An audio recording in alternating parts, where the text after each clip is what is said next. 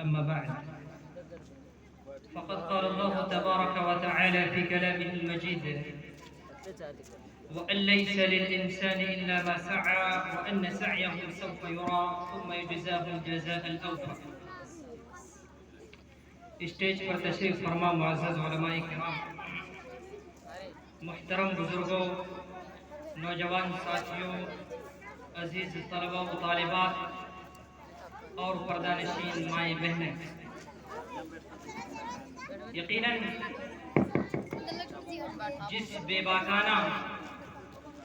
نڈر اور بے خوف ہو کر کے ان بچوں اور بچیوں نے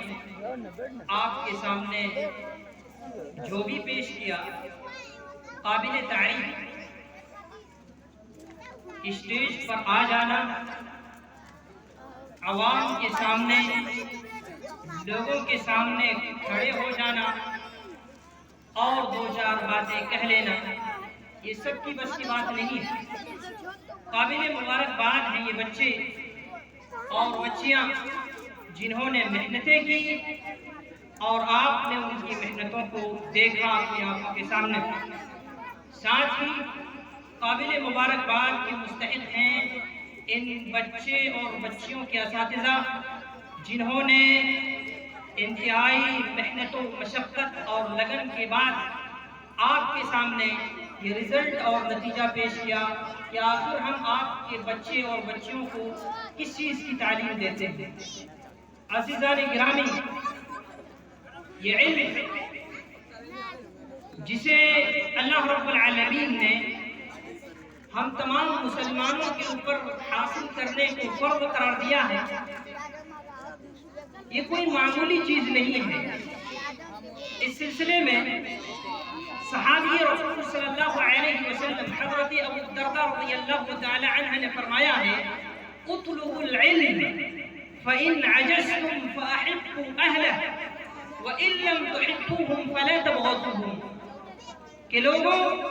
تم علم حاصل کرو، کوشش کرو کہ تم علم حاصل کرو.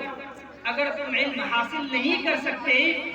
تو جو علم حاصل کر چکے ہیں یا جو علم حاصل کر رہے ہیں ان سے محبت کرو، چاہے وہ علماء ہو چاہے وہ طالب علم ہو. اگر آپ علم حاصل نہیں کر سکتے تو آپ کے لیے ضروری ہے کہ آپ ان سے محبت کریں. آگے انہوں نے فرمایا کہ اگر آپ محبت نہیں کر سکتے ہو تو ان سے بغض اور نفرت نہ رکھو، بلکہ کوشش کرو کہ آپ خود علم حاصل کرو. اگر یہ نہیں ہو سکتا تو علم حاصل کرنے والوں سے محبت کرو. اگر یہ بھی نہیں ہو سکتا تو ان سے بغض اور نفرت نہ کرو. اس لیے جو بھی اس میدان میں ہے، چاہے وہ بچوں کو تعلیم دے رہا ہو یا وہ بچے جو خود پڑھ رہے ہوں، کوشش یہ ہونی چاہیے کہ ہم ان کی تشجیع کریں یا ان کی حوصلہ افزائی کریں. ہمیں ان کی تئیں قدورت یا ان کی تئیں بغض اور حسد نہیں ہونا چاہیے، جلن نہیں ہونا چاہیے، بلکہ ہمیں چاہیے کہ ہم ان سے محبت کریں اور ان کی حوصلہ افزائی کریں. عزیزان گرامی،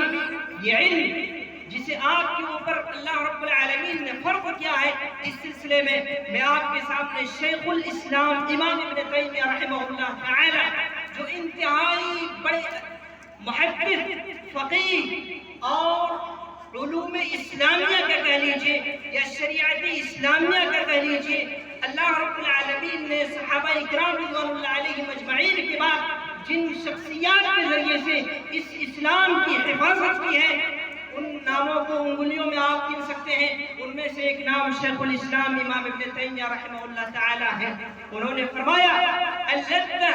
اللذة التي تبقى بعد الموت وتنفع في الآخرة هي لذة العلم بالله والعمل له.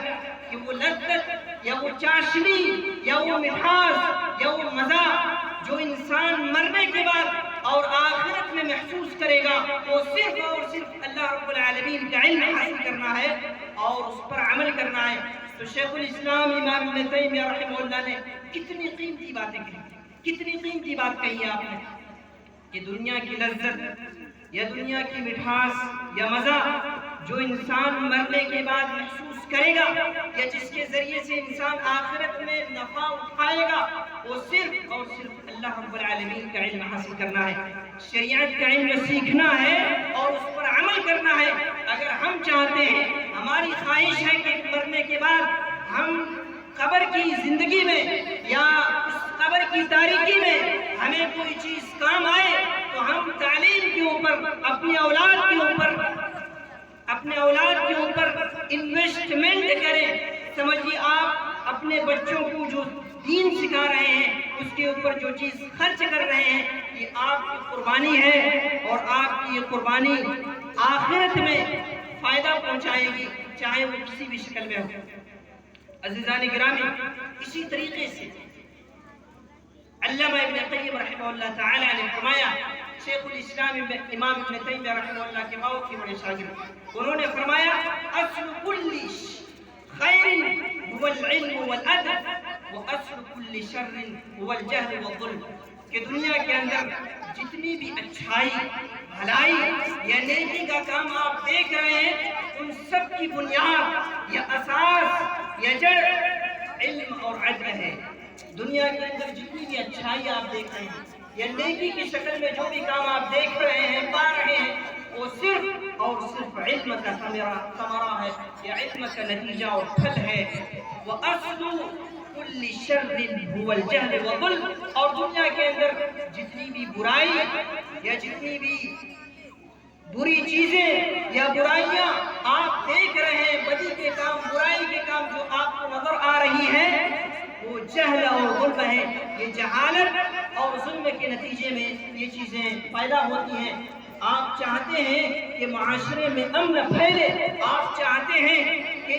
سماج اور سوسائٹی میں امن و امان کا گہوارہ ہو, اس میں برائی نہ ہو, اس میں اچھائی ہی اچھائی ہو, تو آپ کے لیے ضروری ہے کہ آپ خود علم حاصل کریں اور اپنے بچوں کو اس دین کے علوم سے آراستہ و پیراستہ کریں. انہی چند باتوں پر میں اپنی بات ختم کرتا ہوں. اللہ رب العالمین سے میری دعا ہے کہ الہ العالمین جو باتیں ہم نے کی ہیں, اگر وہ باتیں قرآن و سنت کی روشنی کے موافق ہیں, اللہ رب العالمین ان میں سے بہترین باتوں پر ہم سبوں کو